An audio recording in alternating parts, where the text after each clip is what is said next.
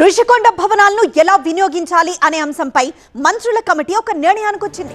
ప్రజల సందర్శనతో పాటు ఆదాయ వనరుగా మార్చాలని నిర్ణయించింది. ఈ భవనాలు ఎలా వినియోగించాలి అనే అంశంపై అనేక ప్రతిపాదనలు వచ్చాయని మంత్రి పయ్యావుల కేశవ్ తెలిపారు.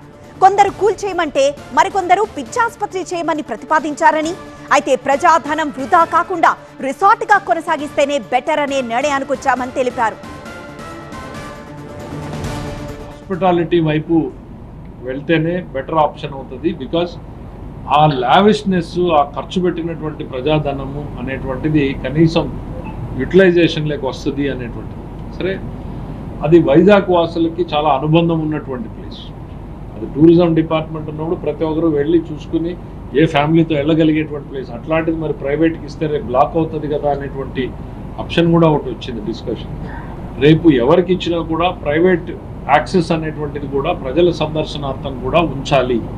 అవసరమైతే దాంట్లో ఒక బ్లాక్ని కల్చరల్ బ్లాక్ కింద మార్చడమా, హెరిటేజ్ బ్లాక్ కింద మార్చడమా, ఏదో ఒకటి ఒక సెంటర్ పెట్టి యాక్సెస్ టు ది పబ్లిక్ కూడా కంటిన్యూ అయ్యేలాగా చేయాలి అనేటువంటి దాన్ని తీసుకుని, it was a resort and it should continue as a health resort or any other resorts.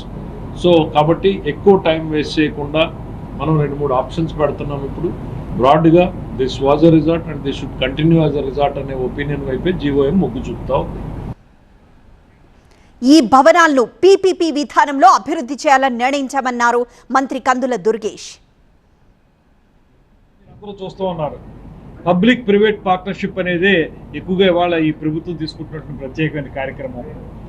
అక్కడ పూర్తిగా ప్రైవేట్ పరం కాదు, ఒక పక్కన ప్రభుత్వం యొక్క భాగస్వామ్యం ఉంటుంది. దాంతోపాటు ప్రైవేట్ వ్యక్తుల్ని ఎవరైతే బాగా ఆర్గనైజ్ చేయగలరో, మెయింటైన్ చేయగలరో వారిని ఇన్వైట్ చేసి వారి పెట్టుబడులు పెట్టించి వారి ద్వారా ఆ ప్రాంతాన్ని అభివృద్ధి చేయాలనేటువంటి ఆలోచన.